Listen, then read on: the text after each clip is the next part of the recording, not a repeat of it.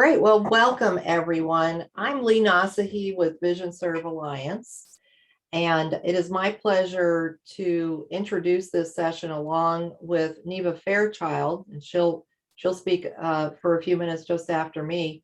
We both just wanted to join and tell all of you who have taken the time to be with us this hour how important this project is to both of our organizations.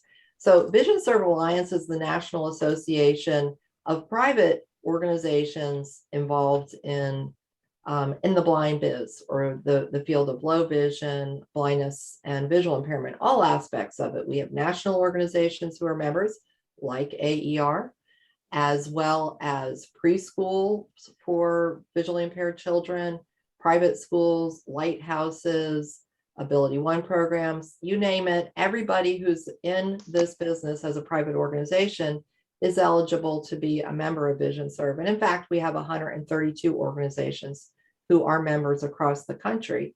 And AER is the National Association of Professionals in our field. So it's a natural partnership for us to continue to do more and more together. And one of the things that means the most to VisionServe Alliance, this is part of our mission focus, is leadership. And we recently, the last few years, took a special interest in aging and vision loss. And we want to assure that there are leaders in our field that will continue to prioritize the work on behalf of our constituents who are older adults. So I'm really thrilled about this project, really excited that you're here with us, and just wanted you to know that from VisionServe Alliance's perspective, this is super important. Neva? Thank you, Lee. I agree with you 100%. It is super important. My name is Neva Fairchild, and I have the privilege of serving as the president of AER, the Association for Education and Rehabilitation of the Blind and Visually Impaired. It took me the first 20 years of my career to learn to say that all in one breath. I have worked in the field of blindness for 30 years. I've lived with a visual impairment for 65 years, and I have had the privilege of serving with AER on the board over the years, and know how important leadership skills are to the success of our association and to the success of our professions. That's right. AER represents people who work with children from birth to transition age, adults from early stage adulthood right out of high school or college, all the way through older people who continue to want to work. And then people who are older who have never had a visual impairment until late in their lives, really are becoming a major interest and need among our profession. Yeah. To keep people informed about what's happening in the world of aging, AER has an aging division that we are hoping that this program of emerging leaders will become a part of, and we hope to help bolster the program by finding mentors, by supporting the program, and making sure that the people who want to participate have what they need to become the advocates of the future. I fell in love with working with older people when I first started with AFB at the Center on Vision Loss here in Dallas, Texas. And the grumpier and the more curmudgeonly, the better. I loved working with them because they also turned around and became the most excited and motivated people once they realized that there is life after vision loss. And I want to pass that passion and that love along to others. I really hope you will consider seriously becoming a part of this Emerging Leaders program and continuing your good work with people who are older in our society who have vision loss. Thank you so much. Awesome. Thank you, Neva. And so just one final note before we turn it over to Chris Rogers, who's going to make the presentation, that this idea, this initiative was born out of the Aging and Vision Loss National Coalition that has existed now for almost 3 years, and it was stood up on the shoulders of the decades of effort of the Agenda for the 21st Century for Aging and Vision Loss that AFB supported for so long. So it is already a collaborative effort from the coalition, and we continue that collaboration as we move forward to launching it between VisionServe Alliance and AER. So with that, I'd like to turn it over to Dr. Priscilla Rogers, who in my life is a champion of aging and vision loss, and we so appreciate your work, Pris. Oh, thanks, Lee. I really appreciate you. I want to say, without Lee getting involved with VisionServe Alliance on this whole aging initiative, we wouldn't have AVLNC today. So, yay. I know that Mark Reichert, I think he joined. Mark, did you want to say anything before I get started? Nothing other than welcome, everyone. Thank you so much. Amen to everything that you've heard, folks. And I know, this is for sure a full-time, full-fledged partnership, and AER is really psyched about this project blossoms to be the sort of technical host and hub for stuff. So with that, Pris, back to you. Thanks, Mark. Well, I'm going to try to keep my video on, but as usual, I'm having some problems. And so if I start to go mushy on you, I'll turn off the video. So hopefully it will all work. So I had a wonderful group of people that I worked with when Lee asked me to take on putting this idea together. I just want to mention them, and then we'll go on. But Neva was involved in it, and Alberta Orr, Dr. Rebecca Sheffield, and Dr. Nora Griffin-Shirley, Melanie Pesco, Sylvia Stinson-Perez, and then we got Lee involved on the leadership end of it. So we've had a wonderful committee in putting together our ideas, and that's what we're going to be presenting today. And we're giving you our ideas, and we want to get feedback from you. So we're going to be asking you a few questions as we go, some having to do with who you are out there and some having to do with your interest. So we're going to break them up. I'm going to introduce the Academy, and then we're going to ask a few questions about who's in the audience, just so we can get a feel for the involvement and who's interested in this whole endeavor. So we tried to figure out, what are we going to call this? So we thought, well, Leadership Academy. Yeah, that's what we want to do. But we also wanted to convey the idea of emerging leaders, of getting people going and becoming leaders in the area of aging and vision loss. So that's why you see that concept, AVLNC, Leadership Academy, Emerging Leaders. So, oh gosh, doesn't want to move. My slide doesn't want to move. Oh, there we go. Sorry about that, guys. Megan? Yes. Can you bring it up? Because it's just not going to work with my, I'm sorry. No problem. Let's hear it for technical stuff, right, guys? Now I get to see who's out there. Okay, a whole bunch of people. This is great. Sorry, just a second here. I'll get it up now. I appreciate it. That's what I get for living in the country where I'm supposed to have good internet, but hey, sometimes it works and sometimes it doesn't. Yeah, there we go. All right, so thank you so much. I appreciate that. So in putting this whole program together, we thought, what are our purposes? What do we want to accomplish?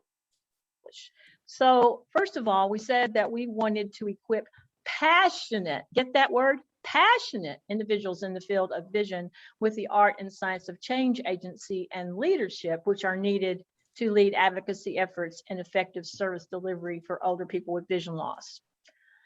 So we felt that was just a critical piece, the passion and getting people involved in understanding about advocacy and leadership and service delivery. Secondly, as Lee talked a little bit about our coalition, we wanted this group to engage with the Aging and Vision Loss National Coalition and also within their own communities. So it's both looking at it at a national perspective and a local perspective. Megan, go on to the next slide, please. And the third is we wanted to grow and sustain, and both of those are critical terms, a cadre of leaders that will take up the banner of aging and vision loss and carry it on to the next level, which we have envisioned in the theory of change that AVLNC has come up with, and I'll be talking about that in a few minutes, and in our long-term outcome statement, which is that older adults with vision loss will successfully age in place, and that they will be able to engage in meaningful activities by having increased awareness of and access to resources, professional vision rehab services, and independent living tools. So those are the three key things that we included in our purpose. Can you go on to the next slide, Megan? So I put in to the slide presentation the infographic that AVLNC came up with on our theory of change. And you'll be able to view it in much more detail online in the link that's in the slide presentation. It goes to the theory of change document, which explains this whole infographic. But basically, we came up with a problem statement for our VisionServe Alliance AVLNC theory of change.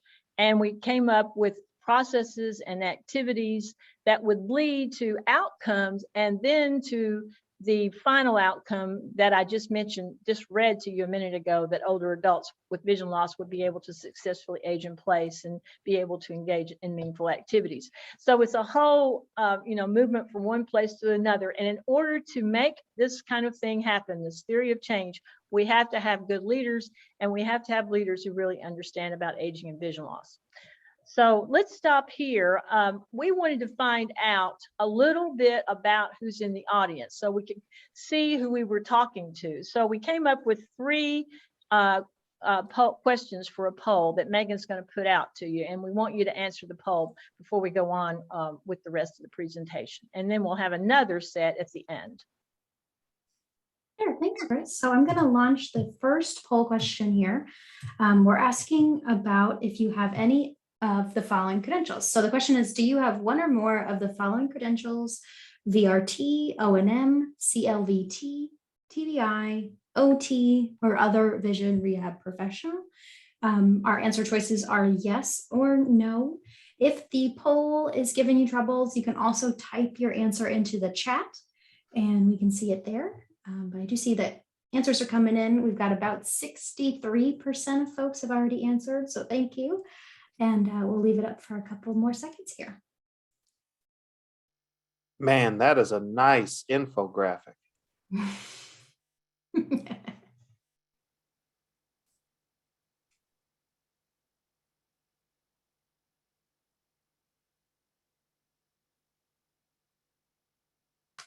All right, I'll go ahead and close our poll and let's see our results. So Chris, it looks like 46% said yes, they do have one or more of the following credentials, and 54% said no. Okay, great. One of the reasons we wanted to find that out in terms of who's coming is because we were talking about in our conceptualization of this, of gearing our emerging leaders program to people who are already in the vision field, but we did understand that there might be people in the aging field and health related professions who might be interested. So we wanted to kind of get a feel for people who were coming today. I think, Chris, with that, I'll go ahead and launch the second question, which is, are you an aging or health professional other than OT or vision rehab professional? Our answers again are yes or no. And like I said before, if the poll is not working for you or something weird's happening, you can type your answer into the chat. But I'll go quiet here for a moment and let the answers come in.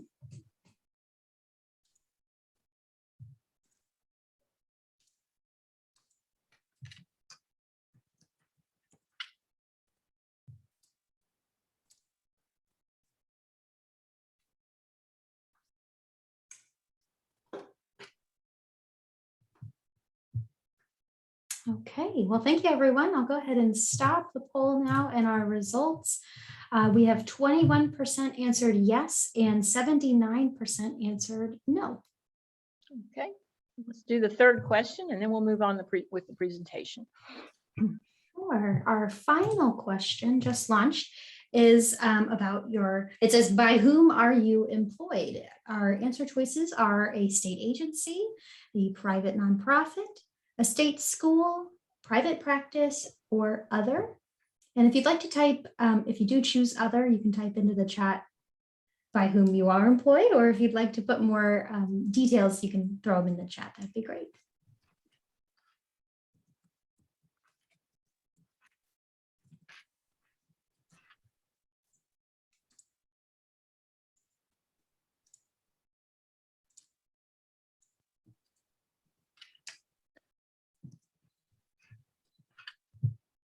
All right, well, thank you everyone who voted. We'll go ahead and end this last poll, and our results show 34% selected state agency, 52% private nonprofit, 0% for both state school and private practice, and 14% selected other.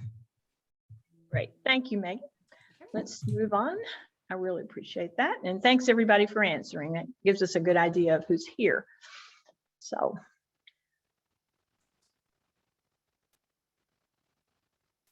Okay, so in our deliberations, we decided that we needed an impact statement of what we would expect our emerging leader graduates to have an understanding of. So we wanted them to understand about older people, that the systems that impact service delivery, that critical changes that need to take place to ensure that we meet that overall theory of change, including policy, that they understand about the research and evaluation and data needs in the field, leadership skills, how to implement systems change, and how to build capacity in programs, including, of course, funding and personnel issues, but there are certainly a lot others. So those are the areas related to the aging piece. Let's move to the next slide, Megan.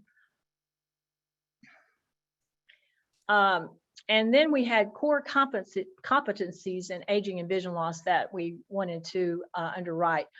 First of all, the aging knowledge, including physical and psychological implications and the confluence of vision and health and environment, the ability to apply this knowledge, and the ability to learn about and know about aging and public health networks, because all of these are really critical to being able to be an effective leader in the aging and vision loss field. Let's move to the next slide, Megan. Then on leadership, of course, we had concepts such as risk-taking, being able to think critically, being able to focus and prioritize, having collaborative and engagement skills, and the ability to use systems change principles. We felt those were all really critical to looking at good leadership qualities and what we were going to be emphasizing, in the program. Next slide, please. So the components of the program that we came up with are leadership assessment and training, and we would be doing that first. The very first module would include the leadership assessment and training, and we hope to do that in person, and we'll be talking about that a little bit later. The next piece would be foundations of aging and vision loss, and that would include coursework on aspects of aging and vision loss and demographics. And we'll be using a lot of the courses that MSU has already put together, but also some additional information that's not involved in their coursework. Systems change, of course, we've talked about that. Current issues that are going on in aging and vision loss, being able to understand research and what that means. Involvement in our AVLNC committees, and working on a capstone project. And what that capstone project means is that to be able to complete the program, the individual would be expected to complete a project that relates to something in their own community with aging and vision loss, or something related to what the coalition is doing. And also, we want to have mentors for every single emerging leader, so they would be assigned to a mentor. Next slide, please. So what are the requirements? Passion. You remember when I first started this whole thing, I talked about passion, and to me, that underwrites everything we do with this program. Passion to care about aging and vision loss, and really be involved in all aspects of aging and vision loss, and understand how critical it is for the older people that we work with. A year-long commitment of 3 hours a week for studying or the meetings that we will be having. Presence at an in-person kickoff at a conference. We haven't yet determined which conference that will be, and some of that will depend on when we're able to start the program, what conferences are going on at that time. Financial ability to attend the conference either through a self-pay or agency sponsorship. If you are working for an agency, we would want a letter of commitment to support one's involvement by the agency head, because we may be having the meetings during weekday hours. And also we're asking that a project be done in that area. So it would really require the agency to agree that that you would be, if you're going to be involved in it, that they would agree to it. And then the completion of the capstone project and involvement in the AVLNC and teamwork mentality. So those are all the requirements that we're looking at right now. Next slide, please. For the mentors, we would prefer a background in aging and vision loss and/or leadership, and being able to make a time commitment for mentoring and coaching sessions with the emerging leaders. And we're projecting probably 1 to 3 hours a month, depending. The ability to communicate effectively, and involvement, if possible, in that in-person launch that I talked about. The next slide, please. So the timeline that we're looking at, and this is all dependent on getting the funding, is that we would hope to start the program in the spring of 2022. The application process will start when we know about the funding. And like I said before, the program will take about a year with an average of 3 hours a week. And we would hope at the end we would have a graduation ceremony, and that would be nice if we could have it in person too, and possibly have a graduation in conjunction with the start of a new program. So the next slide, please. So we're hoping for 10 emerging leaders and 10 mentors. Next slide, please.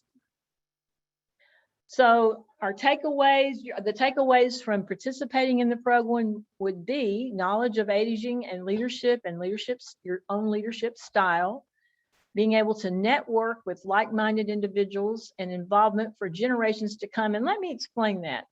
Conceptually, what we're thinking about is a development of a cadre of individuals that would grow. So we'll start it out, and then every year we'll add to it, with the idea that, you know, in 5 years, we'll have a group of people nationwide who are really interested in aging and vision loss and in leadership, and we'll be able to take the reins of the coalition, or whatever we're calling it at the time, and really make things sing. But we desperately need this leadership to make this happen. Another takeaway, we're hoping that we can set up a certificate of completion program.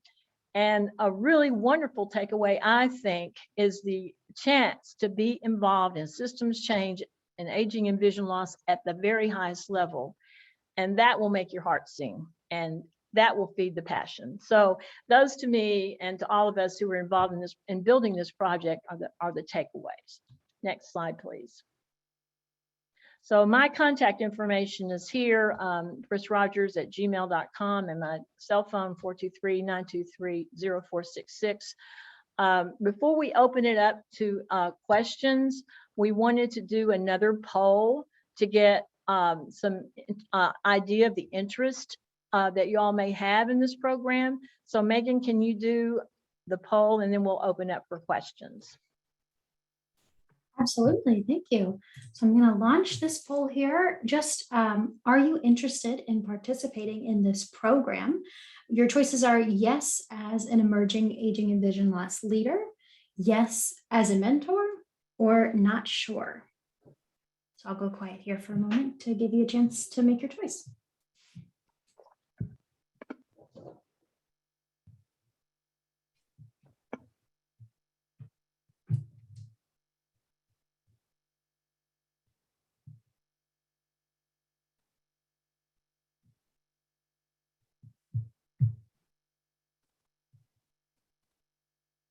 Okay, thank you, everyone. I'm going to end it now. And our results, Chris, 33% selected yes as an emerging aging and vision loss leader. 20% said yes as a mentor. 47 said not sure. Great. All right, let's ask the next question. Sure. Our next question, if you were to join the program, what time of day would you prefer to meet with the cohort and instructors? Our options here: during work hours, after hours, or in the evening, or on weekends.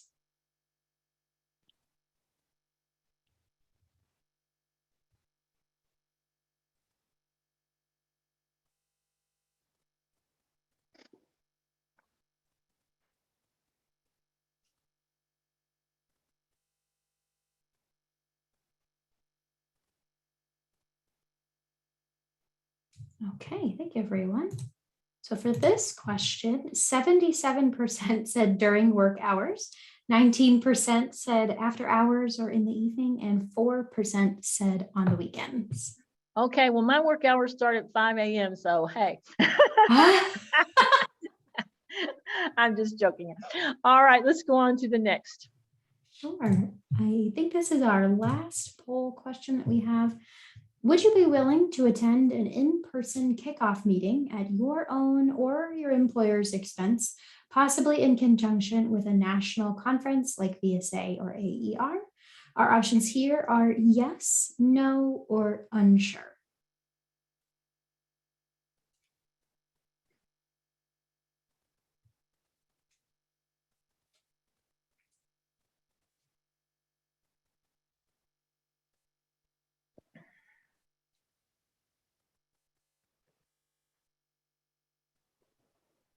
Go a couple more seconds here, get any last votes.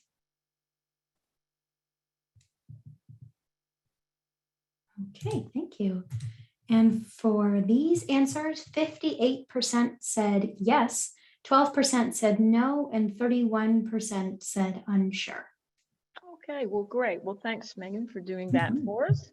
Sure. So that really gives us a really good indication of the interest in all parts of what we were trying to talk about. Now let's open it up and get some questions and feedback, because we want your feedback. Is this something that you think we need in the field? Is it something that you would like to participate in? We did the poll, but let's get some feedback going. You have suggestions over some of the things we're recommending. We'd really like to hear from you. That's why we wanted to do this in-person virtual meeting today, so we could get more feedback on it. So go for it.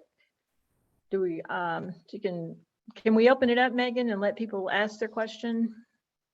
Absolutely. I'll go ahead and stop the share. Okay. So I believe you should be able to just unmute yourself. If you prefer to type in the chat, we can read those chats out loud. Or if you're having trouble unmuting, go ahead and send me a private message or raise your hand and we can figure it out.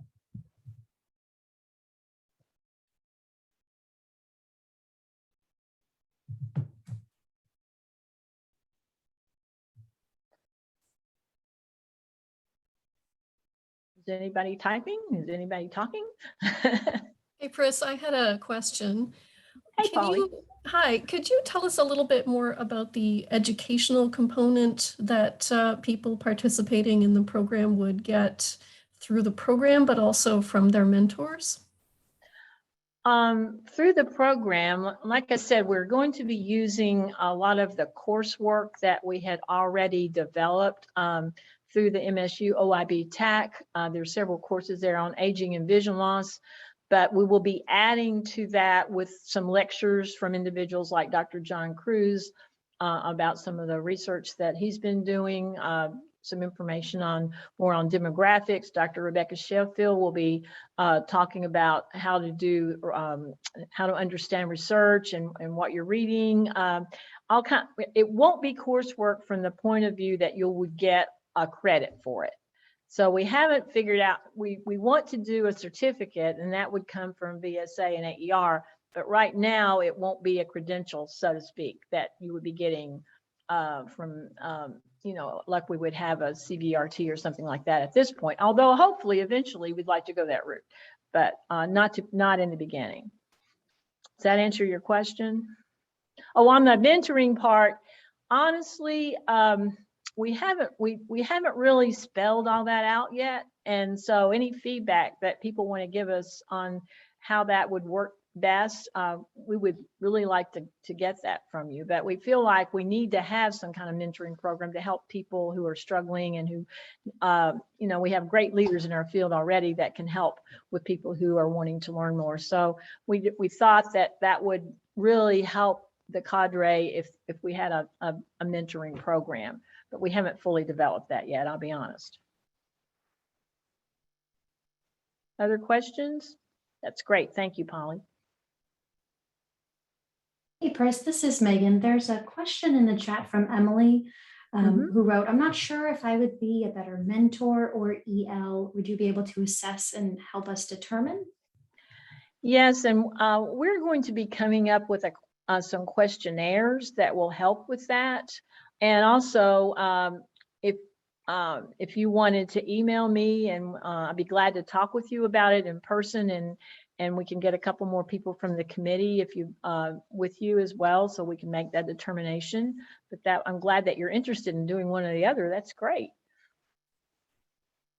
So just email me and we can set up an individual meeting. I'd be glad to do that.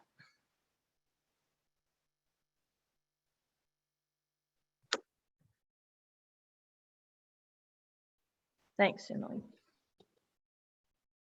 By the way, we recorded this, as you know, and so we're going to be making the PowerPoint and the recording available through a link that you'll be getting through your email that Megan's going to send out.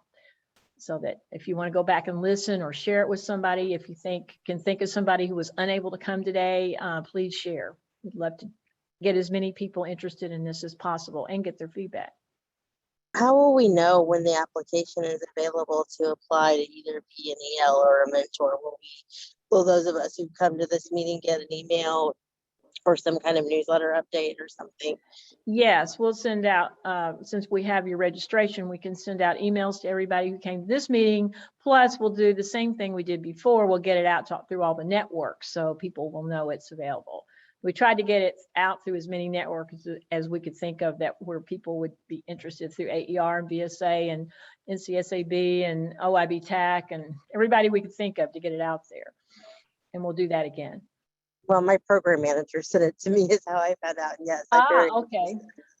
Okay, well, I'm glad she did, but you will get an email since you registered. So this is Lee Nasahi. I just like to, a lot of you are CEOs, program directors, and you yourself may not be interested in the program, you know, participating individually, but I just like to get a feel from everybody who's on the call if you think this is a good idea or not. And you could just use your reactions if you know how to do that, and give us a thumbs up if you think this is a good idea, because, you know, we who have put this together, we're very passionate about it. We think it's a good idea, obviously. But, you know, then we thought, wow, maybe we should check and see if anybody would want to participate before we go too much further. So that's the point of this. So I'm seeing a lot of thumbs up. That's encouraging. If there's anything else that you'd like to share with us in chat or through a direct email, encouraging us to do that, or any cautions you have too, we'd like to hear, because there's no point in us standing this up and no point in having a party if nobody comes, right? Well, this is Megan. I just want to read a comment that came in the chat from Anthony, who wrote, we definitely need to evolve the cadre of leaders who will carry forward programs for the older blind. And then another question did also come into the chat. Would you take several people from one organization?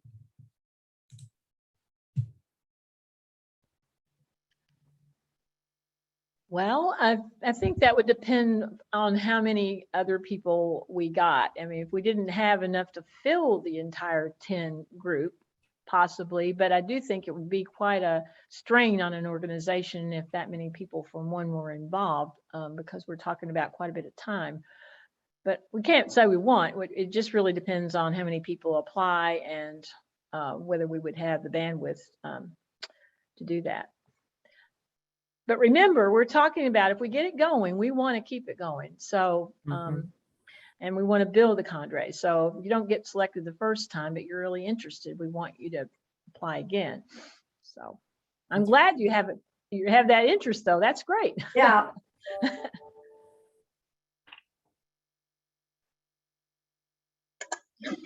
Hi guys, this is Brian Duluth,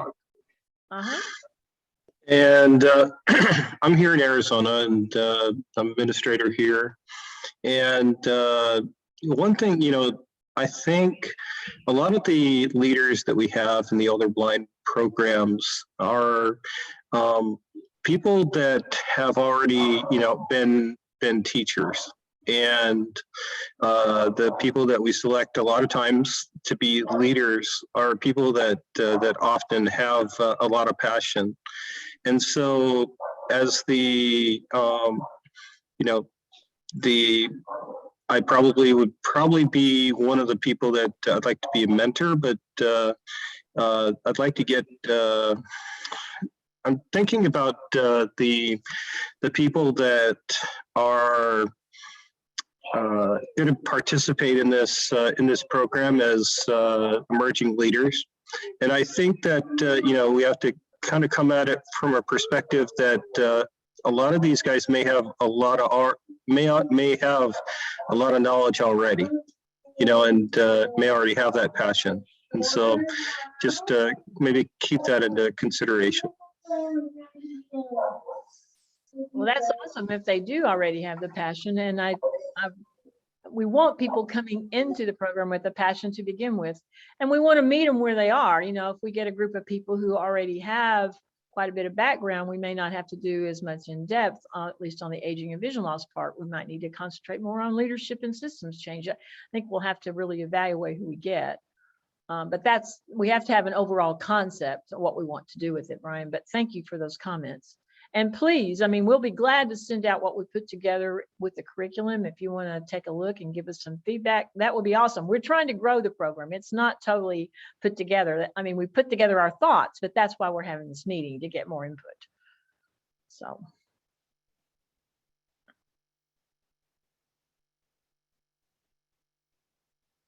Anybody else? This is really good feedback. Is there anything else in the chat, Megan? Sorry, yes, another one just came through. Do you have criteria for measuring the success of this program? That's a really good question. We haven't really developed any official criteria besides being able to determine through the capstone project what people have been able to learn and achieve and integrate their knowledge base using that capstone project as the final kind of, I don't want to call it a dissertation because it's not going to be that kind of thing. It's more of a hands-on piece, we think.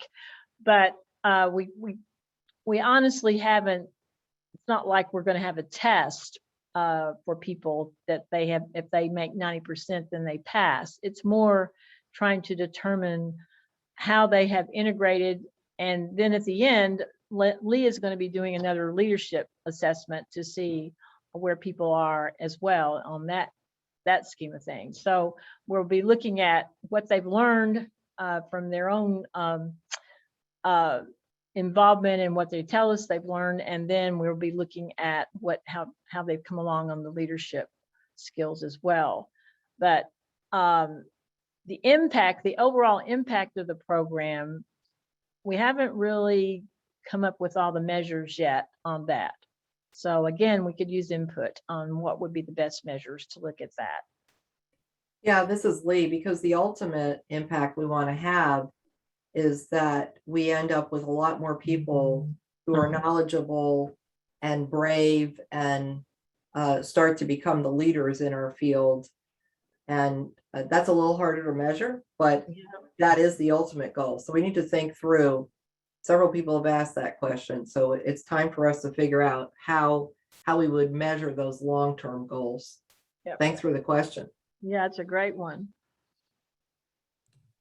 I got another question here through the chat.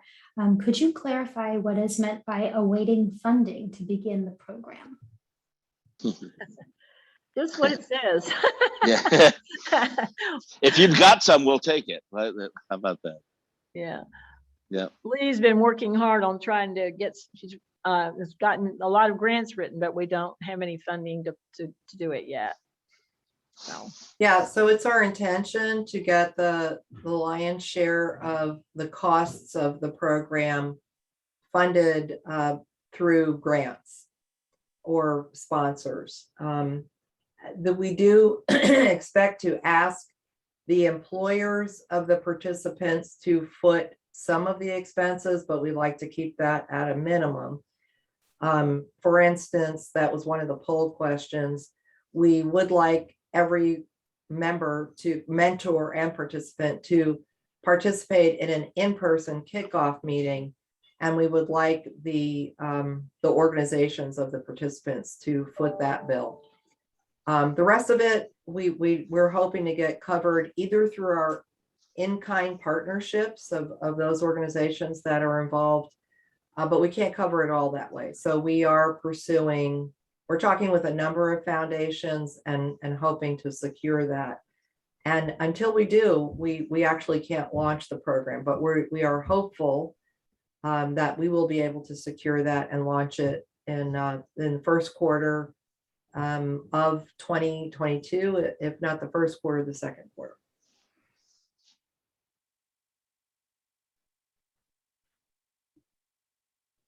We have a comment in the chat from Anthony. Advocacy, funding, staffing, and programs are some of the things we need to impact the lives of our older blind. Absolutely. And then a question from Gina. Do you have a plan to assure diversity, equity, and inclusion are part of your application and training process for all participants? we don't have a specific plan, but we will certainly be keeping those factors in mind as we accept applicants. Yes. But DEI will be a part of our training program as well. So. This is Mark. The only comment I would offer, sort of sitting here on the side of the room, it has been my little soapbox. I've done this in ACB and other places where this issue is concerned. I mean, a hearty amen to ensuring diversity, equity, and inclusion are part of what we do. The first, second, and third spotlights, as far as I'm concerned, ought to be on making sure that that DEI emphasis results in as many folk who are blind or visually impaired or blind or who have low vision in this group. I'm not suggesting even the slightest that those other areas or folks in other categories, if you want to call it that, aren't crucial. But sometimes in the blindness system, it has been my observation that we kind of get focused on those other areas, not remembering that, gee whiz, we have a gazillion miles to go in ensuring and promoting the fact that folks who are blind or visually impaired, folks who are blind or have low vision, can do stuff, ought to be leaders. And so as part of that effort, I certainly, my vote will be for ensuring that we're focused on that for sure as part of any DEI effort. Thanks.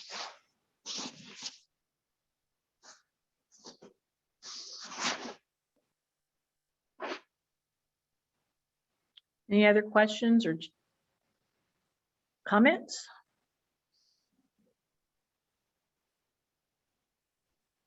I don't see any others in the chat.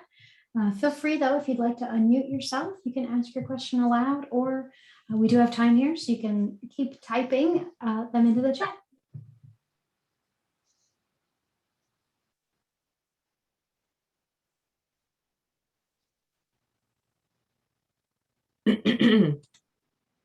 Hi, this is Lee. Whoops. This is Lee Nossi with VisionServe Alliance, and Ellie sent me a message through chat that is a good idea, just to let you know that VisionServe Alliance initiated a new effort. I believe it was last year. We have something called the IDEAL Committee, which stands for Inclusion, Diversity, Equity, Accessibility, and Leadership. And that committee has about a dozen members serving on it from a lot of our different member organizations, all of whom, for the most part, represent an aspect of diversity themselves, but are also diversity experts and professionals. And we have a number of initiatives that you'll hear more about from VisionServe next year, but one of them is assembling a library of training resources for organizations that want to implement a DEI plan for their own organization, are looking for speakers, are looking for tools to add to their toolbox to enhance diversity in their own workplaces. And there will, at every one of our conferences moving forward at VisionServe, there will be at least one session, if not more, that engages our participants in this subject too. So, just to mention, this is a very important issue for VisionServe. And that does include people with disabilities and blindness. Darn right. Yeah.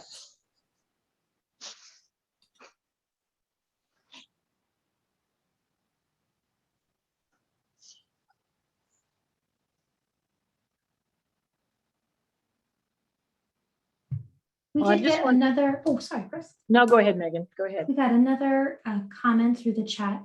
Your point is noted, Mark. However, in general, as reflected on this call, diversity, equity, and inclusion at best is an afterthought. Balance is needed.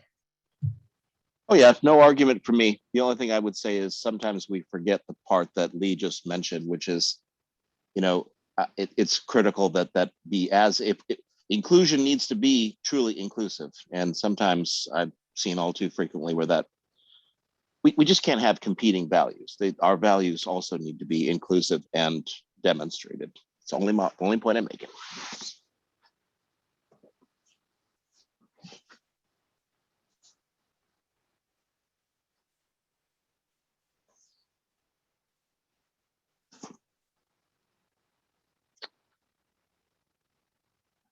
Well, thank all of you today for your time. I'm glad you came.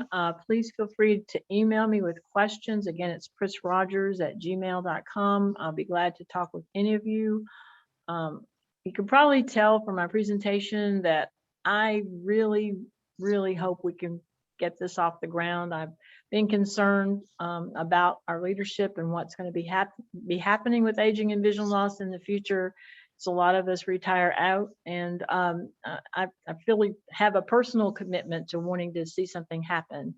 So really appreciate. I hope you all will talk it up, and we will send you out the information so that you'll have the PowerPoint and you'll have the recording from today. So Megan will be getting that out to you. So thanks again for all your input today. It's been really helpful to be able to have a chance to actually unveil this and get some input. So, yeah, and just one last comment came in. Would like to respond to Rachel, how we are sharing or promoting the program. We aren't yet, because this was kind of our first focus group to see who's interested. Let's test the waters. Now we got to finish it up and we got to get it funded. And then you're going to be inundated with information about it. We'll be sharing it through all the networks, through AER, through VisionServe Alliance, through consumer groups, through Cosby, through Aging Network. So we promise that we'll get it out to lots of people. We don't want anybody not to have the opportunity, but we're not quite there yet.